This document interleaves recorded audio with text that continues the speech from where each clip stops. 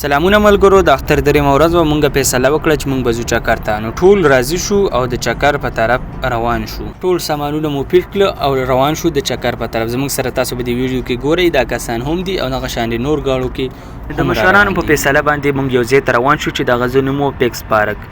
تاسو سعودي عرب د خړخړواله کتل هم روان شو او مونږ ځان ورسو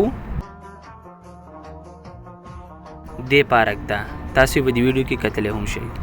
نو سفر مو دغه شان جاری ساتو، بس دغه شان روانو انجای مو کوله. کسان ډیرو تقریبا 14-15 کسانو نو په یو گاډي کې ټول نه راتلو. 15 یو گاډي کې 15 بل گاډي کې 15 بل گاډي کې کوم ملګرو نه غټول دادي ما سره ویډیو کې ولاړ دي.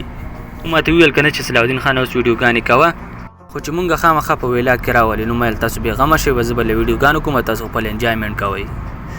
ویډیوګان مې ډېرې کولې، بس مازیګری مو نور په کوزېدو. بس د نور خو د پاکستان مازیګری را یاد کو، بس د قشانې چل په پاکستان کې هم خو هلته به شینکې او نور ځای به رنګین و. مازې وکړله دغه ځینه مو سره خوندونه واخیستل او دغه سیند غاړې ته ولاړو مونږ ټول او انجایمنټ کوو. خو په دغه وخت کې زمونږ یو دوه ملګري وویل چې مونږ له سلو موشن وکړو. مې بېغمه شئ، تاسو راځئ زه له ویډیوګانې کوم. ښه دغه شان یوازې نه چې مونږ ټول راغلي وو، دغه شان ډېر ګڼ شمېر خلک راغلي وو. چا به چرګان پخول، چا به غوښې پخولې، چا به چاولې پخولې. بس دغه شان ټول راغلي وو او بس خوندونه کې چې ما کتل نه دا زمونږ یو څو ملګري وو، ارشاد، شاهد او فضل رحمان صاحب هم دې پارک ته زمونږ نه رامخکې شوي وو. دلته کې ناست وو. مونږ ویل که څه کوئ، ستاسو نه مخکې مونږ راغلي. بس زخم کلي دي، خو چې په یو ناشنا ځای کې خپل خلک ویني نه د خلکو د زړه ډېر زیات خوشحالېږي. نو مې ویل بس راځئ اوس مونږ سره شئ. بس ماښامي ته ټایم لږ پاتې شو، بس لیټونه هم ولګېدل او بس رنګیني جوړه شو. په دغه ټایم کې زمونږ د بل ګاډي ملګري هم راورسېدل، توحید خان صاحبزاده خان او هدایت خان دا هم راورسېدل او موږ سره په ولاګ کې شریک شو. چې مې کتل نو دغه شانې زمونږ نور مشران هم راله، کفایت، اسرار او نجیب خان هغه هم راله. ویلې بس ځان ریډي کوئ چې بس پخلی شروع کوو. نو بس دغه شانې چا سیخان پاخه کړه، چا چاولې پخې کړي او چا ورته ګیمونه کول. بس دغه رنګیني وه، شپه او رنګین لیټونه هم لګېدلي وو. بس په دغه ټیم کې ماته یوه ټپه را یاده شوه چې پردی وطن دی، ماسخوتن دی او د پرهرونو نه سندرې جوړوم. دغه ټپه مې پکې هم داسې غلې شان وکړله. مې هسې نه چې اواز مې څوک واوري، ځکه چې زما اواز خو ډېر زیات بدرنګه دی.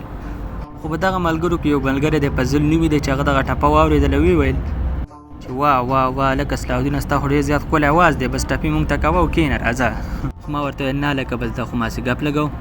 بهرحال دا خو مې پکې هسې ګپ شپ خبره وکړله.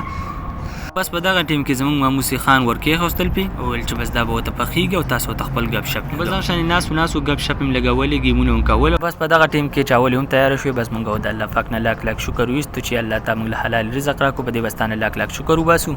او بس ولاګ به هم په دې ځای باندې ختم کړو. تاسو راته کمنټ کې هم ووایه چې اولنی ولاګ و په زندګۍ کې زما که څه غلطیانې پکې وي نو موږ ته کمنټ کې ولیکئ چې دا غلطي پکې وه او که ښه مو کلی وي نو ګوډ راته ولیکئ، ځکه چې په ګوډ باندې ډېر زیات خوشحالېږو.